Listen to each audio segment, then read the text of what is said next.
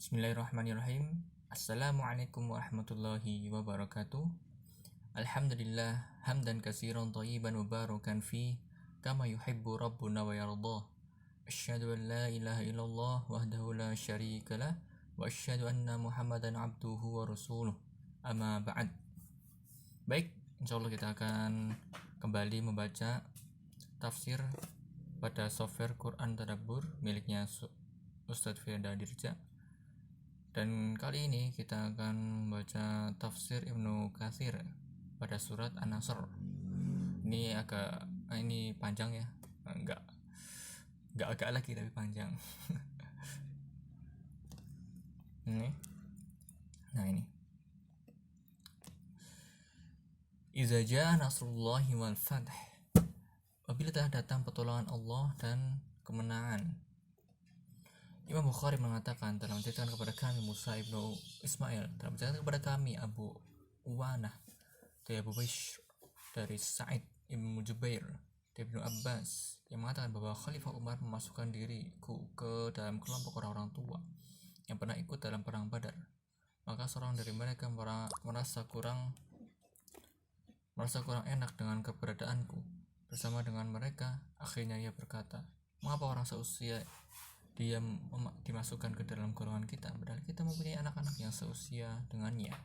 Maka Umar menjawab, sesungguhnya dia termasuk seorang yang telah kalian ketahui. Pada suatu hari Umar memanggil mereka, dan dia memasukkan diriku ke dalam golongan mereka, dan aku mengerti bahwa tidaklah dia memanggilku dan menggabungkan diriku bersama mereka di hari itu, melainkan dengan tujuan hendak memperlihatkan kadar ilmuku kepada mereka. Lalu Umar membuka pembicaraan. Bagaimana pendapat kalian tentang makna firman Allah SWT apabila telah datang pertolongan Allah dan kemenangan? An-Nasr ayat 1. Maka sebagian dari mereka menjawab, ayat ini memberitakan kepada kita untuk memuji Allah dan memohon ampunan kepadanya apabila kita peroleh kemenangan dan pertolongan. Dan sebagian dari mereka hanya diam, tidak mengatakan sepatah kata pun. Maka Umar berkata kepadaku, apakah demikian pula menurutmu, hai Ibnu Abbas? Aku menjawab, lah, tidak. Umar berkata, bagaimana menurutmu? Maka aku menjawab bahwa itu merupakan pertanda dekatnya ajal Rasulullah SAW yang diberitahukan kepadanya. Allah SWT berfirman, apabila telah datang pertolongan Allah dan kemenangan. An-Nasr ayat 1. Maka itulah alamat dekatnya ajalmu. Maka bertasbihlah dengan memuji Tuhanmu dan mohonlah ampunan kepadanya. Sesungguhnya dia maha penerima tobat. An-Nasr ayat 3. Maka Umar bin Khattab berkata, aku pun sependapat denganmu. Hadis diriwayatkan oleh Imam Bukhari. Salman Farid, Imam Ibnu Jarir telah meriwayatkan dari Muhammad ibnu Humaid, dari Mahron, dari As-Sauri, dari Asim, dari Abu Drazin, dari Ibnu Abbas. Lalu ia menyebutkan kisah yang semisal dengan kisah di atas. Imam Ahmad mengatakan telah menceritakan kepada kami Muhammad ibnu Fudail, telah menceritakan kepada kami Atha dari Sa'id ibnu Jubair, dari Ibnu Abbas. Ia mengatakan bahwa ketika diturunkan firman-Nya, apabila telah datang pertolongan Allah dan kemenangan. An-Nasr ayat 1. Rasulullah SAW bersabda, ini adalah ucapan belasungkawa terhadapku, karena sesungguhnya beliau SAW wafat pada tahun itu juga. Imam Ahmad meriwayatkan secara munfarid. Al-Aufi telah meriwayatkan hal yang semisalnya dari Ibnu Abbas. Hal yang sama telah dikatakan pula oleh Mujahid, Abu Aliyah, Ad-Dahaq, dan lain-lainnya, bahwa hal ini merupakan berita dekatnya ajal Rasulullah SAW. Ibnu Jarir mengatakan telah menceritakan kepadaku Ismail ibnu Musa, telah menceritakan kepada kami Al-Hasan ibnu Isa Al-Hanafi, dari Ma'mar, dari Az-Zuhri, dari Abu Hazim, dari Ibnu Abbas, yang mengatakan bahwa ketika Rasulullah SAW berada di Madinah, tiba-tiba beliau SAW bersabda, Allah maha besar, Allah maha besar, Allah Akbar, Allah Akbar. Telah datang pertolongan Allah dan kemenangan. Telah datang penduduk Yaman. Ditanyakan, wahai Rasulullah, siapakah penduduk Yaman itu? Rasulullah SAW menjawab, kaum yang lembut hatinya dan lunak wataknya. Iman adalah Yaman, dan fikih adalah Yaman, dan hikmah adalah Yaman. Kemudian Ibnu Abdul A'la meriwayatkan dari Ibnu Saur, dari Ma'mar, dari Ikrimah secara mursal.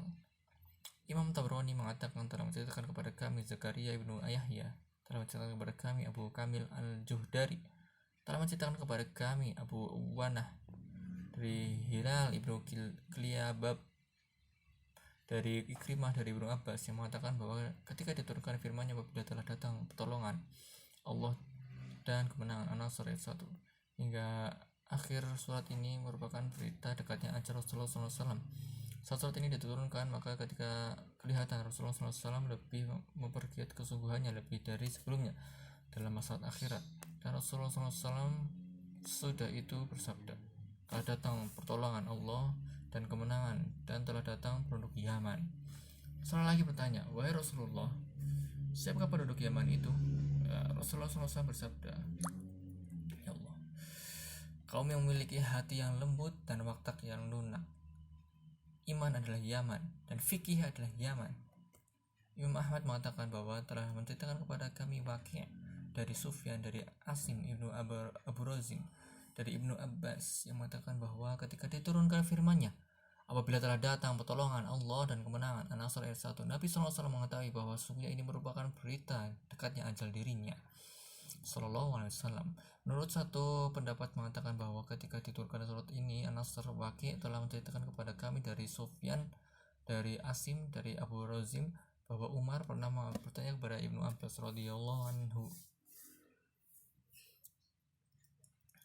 tentang makna firman-Nya apabila telah datang pertolongan Allah dan kemenangan, An-Nasr ayat 1. Maka Ibnu Abbas menjawab bahwa saat ini diturunkan sebagai pertanda dekatnya kewafatan Rasulullah SAW.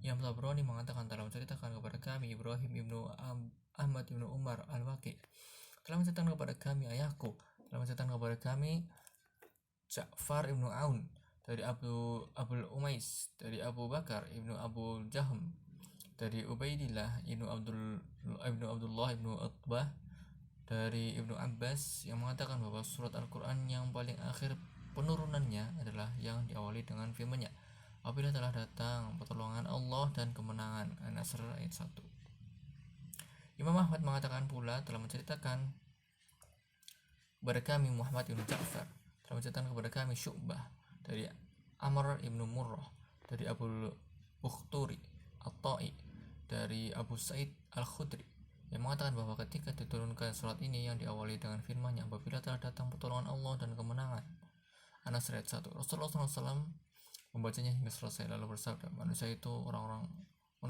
mukmin baik dan aku beserta para sahabatku baik. Tidak ada berhijrah sesudah kemenangan atas kota Mekah, tetapi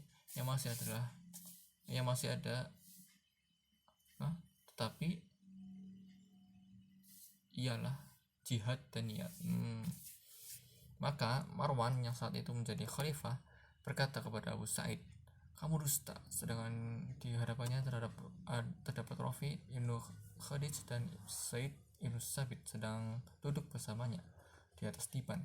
Maka Abu Sa'id menjawab, seandainya dua orang ini menghendaki, tentulah mereka berdua menceritakan hadis ini kepadaku.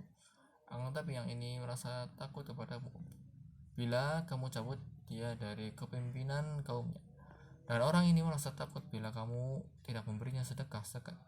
Maka Marwan mengangkat cemetinya dengan maksud akan memukul Abu Sa'id. Dan ketika kedua teman duduknya itu melihat situasi memanas, maka keduanya berkata mendukung Abu Sa'id, dia benar.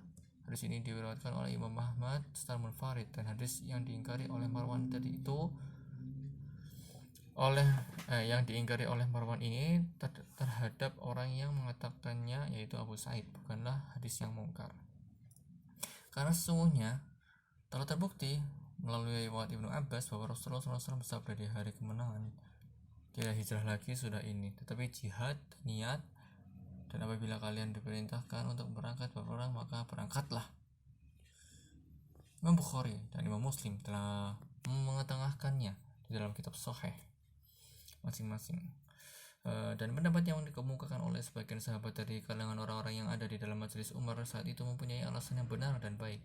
Mereka mengatakan bahwa Allah telah memberitakan kepada kita bila Dia telah memenangkan kita atas kota-kota besar dan benteng-benteng musuh, hendaknya kita memuji kepada Allah, bersyukur dan bertasbih kepadanya, yakni mengajarkan sholat dan memohon ampunan kepadanya.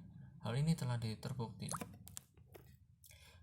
terbukti kebenarannya dengan adanya sholat yang dilakukan oleh Nabi SAW di Mekah pada hari penaklukannya, yaitu di waktu duha, sebanyak 8 rakaat. Maka sebagian orang mengatakan bahwa sholat itu adalah sholat duha, tapi disangka bahwa Rasulullah SAW belum pernah membiasakan sholat tersebut. Lalu mengapa beliau melakukan sholat itu, padahal beliau dalam keadaan musafir dan tidak berniat untuk mukim di Mekah? Karena itulah maka beliau tinggal di Mekah hanya sampai akhir Ramadan, yang lamanya kurang lebih 19 hari. Dan selama itu beliau mengqasar sholatnya. Lalu beliau berbuka bersama semua tentara kaum muslim, yang saat itu jumlahnya kurang lebih 10.000 personil.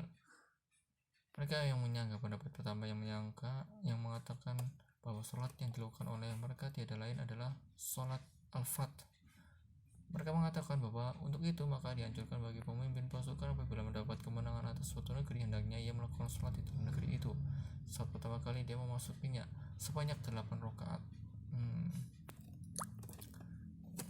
Fikihnya seperti itu ya. Hal yang semisal telah dilakukan oleh Sa'ad Ibnu Abu Waqqas di hari kemenangan atas kota-kota besar negeri Persia. Kemudian sebagian dari ulama mengatakan bahwa Nabi SAW mengerjakan sholat yang 8 rakaat itu dengan sekali salam. Tetapi menurut pendapat yang sahih, Nabi SAW melakukan salam pada setiap 2 rakaatnya, sebagaimana yang disebutkan di dalam kitab Sunan Abu Daud, bahwa Rasulullah SAW melakukan sholat pada tiap 2 rakaat di hari kemenangan atas kota Mekah. Adapun menurut penafsiran Ibnu Abbas dan Umar radhiyallahu anhuma yang menyatakan bahwa surat ini merupakan pemberitahuan akan dekatnya kewafatan Rasulullah SAW. Maka seperti berikut, ketahuilah bahwa apabila aku taklukkan Mekah untukmu karena ia adalah kota yang telah mengusirmu dan manusia mulai memasuki agama Allah secara berbondong-bondong, maka sesungguhnya akan kami selesaikan tugasmu di dunia. Karena itu bersiap-siaplah kamu untuk datang menghadap kepada kami, maka negeri akhirat itu lebih baik bagimu daripada dunia. Dan sesungguhnya Tuhanmu akan memberimu pahala yang membuatmu merasa puas dengannya. Karena itulah maka disebutkan oleh firman-Nya, maka bertasbihlah dengan memuji Tuhanmu dan memohonlah ampunan kepadanya. Sesungguhnya Dia adalah Maha Penerima Taubat. Oke, mungkin cukup sekian dulu untuk pembacaan tafsir surat An-Nasr pada tafsir Ibnu Katsir. Semoga yang sedikit ini bermanfaat, semoga bisa menjadi pemberat timbangan amal baik kita di yaumil akhir kelak, dan semoga kita bisa mengamalkannya di kehidupan kita sehari-hari. Baik, saya akhiri. Subhanakallahumma wa bihamdika asyhadu an la ilaha illa anta astaghfiruka wa atubu ilaik. Assalamualaikum warahmatullahi wabarakatuh.